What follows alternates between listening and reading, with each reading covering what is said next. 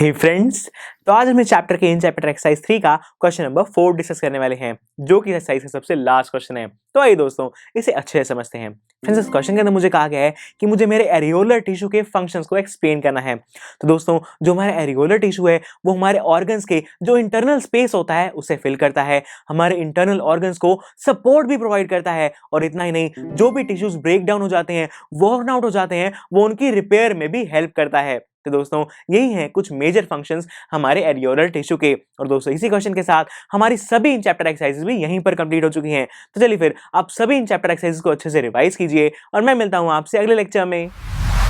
I am sure students, आपको ये lecture बहुत ही पसंद आया होगा।